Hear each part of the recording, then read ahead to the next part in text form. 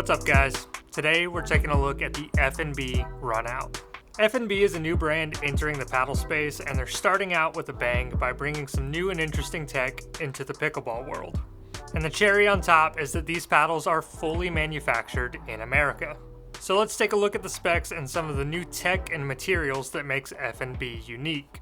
So the first and most notable feature of the Runout, and what really sets FNB apart, is their fusion fiber material. Fusion fiber is a proprietary thermoplastic forged carbon fiber that is ultra strong and ultra lightweight while also being 100% upcycled and recyclable.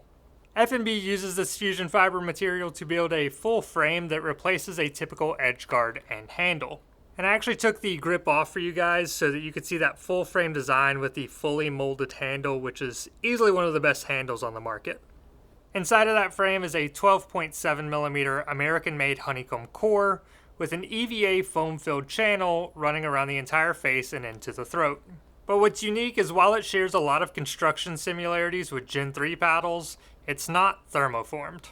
So because of its unique construction, it doesn't really fall into any of the typical Gen 1, 2, and 3 categories. The Runout will be offered in 3 unique shapes, all of which maximize their dimensions and feature 5.5-inch handles. The elongated is 16.5 by 7.5, the standard is 16 by 8, and the hybrid is right in between at 16.25 by 7.75. They also all have very solid swing weight and twist weight numbers, so there's really nothing to complain about with any of these shapes. But possibly the biggest surprise for me with the Runout was the price. When I saw a fully made in America paddle featuring new tech and premium materials, I was a bit worried about the price tag. But I was pleasantly surprised to find out that these will retail for $199.99, and you can use discount code SCOOTER to save 10%, bringing them down to $180. So, all of that sounds great on paper, but how do they play? The Runouts play very crisp and poppy, but not in a harsh feeling way, thanks to that EVA foam channel and the fusion fiber frame. And the power is also very solid, but it's definitely not quite as powerful as some of the top power paddles on the market. The construction of these paddles is almost like a hybrid of a Paddletech Bantam and a Franklin C45, and I think that the play reflects that. And much like those paddles, I find that you can unlock a good bit of power with some added weight.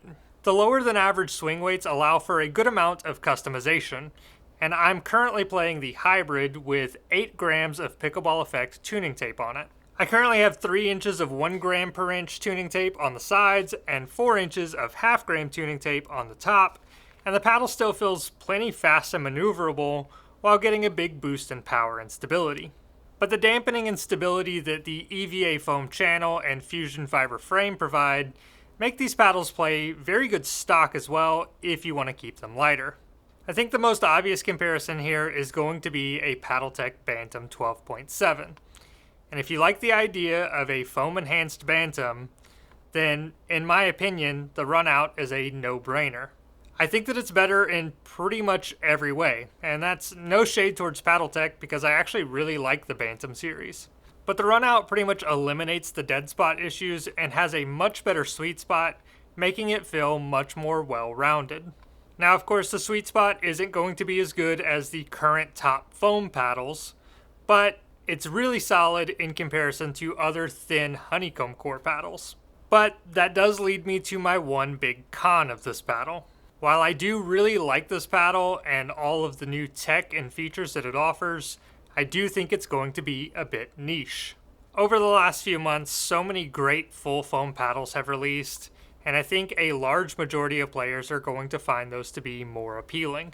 But there are still plenty of players that are going to prefer that more connected and responsive feel that honeycomb offers, and the Runout has easily become one of my favorite non-foam paddles to date.